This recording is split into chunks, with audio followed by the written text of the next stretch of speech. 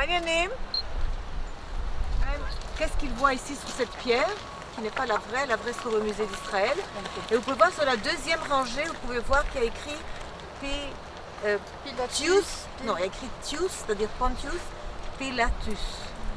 Et vous savez que le U c'était un V en fait avant, donc c'est très important. Et en plus de ça, que les mots étaient, il n'y a pas de séparation entre les mots. Et ceci est quelque chose de très très important, parce qu'on sait que Ponce Pilate a existé par le Nouveau Testament, par Joseph Flavius, mais en fait ici c'est le seul endroit dans tout Israël où on a ni à Jérusalem, seulement ici à Césarée, qu'on a retrouvé cette pierre où le nom de Pilate revient aussi. Vous savez, quand l'archéologie concorde à ce qui est écrit, évidemment, ça montre que ça a effectivement existé. Pas qu'on pensait qu'il n'a pas existé, mais quand même, il y en a vraiment une preuve qu'il a existé. Et pourquoi cette pierre est-elle ici? C'est parce que, vous pouvez voir ici en haut, il y a écrit Tiberième. Ponce Pilate a construit, en honneur de Tibère, de l'empereur Tibère, il a construit un temple. Et donc, il a mis une adresse, voilà, comme on a très souvent devant les portes. Elle dit voilà, c'est moi qui ai construit. Et heureusement qu'il a fait ça parce qu'on a pu retrouver cette pierre. Bonjour, nous sommes ici à Césarée, Césarée maritime, c'est-à-dire comme vous le voyez à côté de la mer. Et il y avait cette Via Maris qui permettait d'aller du nord au sud, donc en Israël à l'époque romaine. Ici, c'est un lieu qui est stratégique important pour nous, pour les nations, parce que c'est comme une porte, vous voyez, vers l'Occident, une porte vers les nations.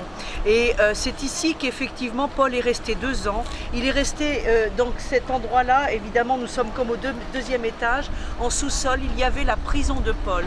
Et Acte 24 nous dit 2 ans s'écoulèrent ainsi. Effectivement, c'est pendant 2 ans, Paul va œuvrer ici, il va faire un travail déjà de fond, de témoignage, il va témoigner de sa conversion, il va raconter comment à Damas il a été foudroyé par la lumière du Messie.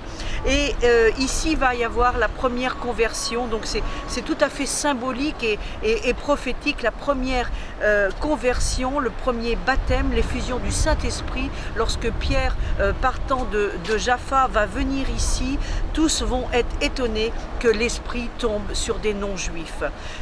Il faut bien comprendre que les Juifs s'attendaient à ce que le Dieu d'Israël, le Messie, soit fait que pour eux. Et effectivement, c'est une révolution puisque Jésus va ouvrir la porte aux nations et Paul va continuer.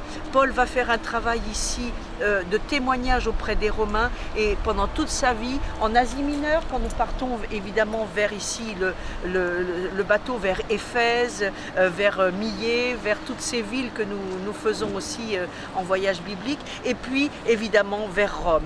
Ça n'a été qu'un témoignage fort de Paul. Une chose à dire quand même sur Paul, c'est que Paul était citoyen romain. Et c'est ce qui a permis effectivement ce ministère extraordinaire, c'est que s'il avait été juif, sa vie n'aurait pas duré si longtemps, il aurait été tué, alors qu'en tant que citoyen romain, il devait être jugé. Et à partir de là, effectivement, il va pouvoir témoigner aux nations, témoigner aux rois de la terre, qui étaient à ce moment-là les Romains, et qui vivaient dans des palais magnifiques où nous pouvons visiter ici les vestiges. C'est Hérode le Grand qui a construit Césarée et qui l'a construit exactement comme Rome a pu être construit avec tout le prestige, le marbre qui venait de tous les pays du bassin méditerranéen. Hérode le Grand voulait en mettre plein la vue, comme on dit, aux Romains et aux patriciens de Rome qui auraient eu l'occasion de passer ici.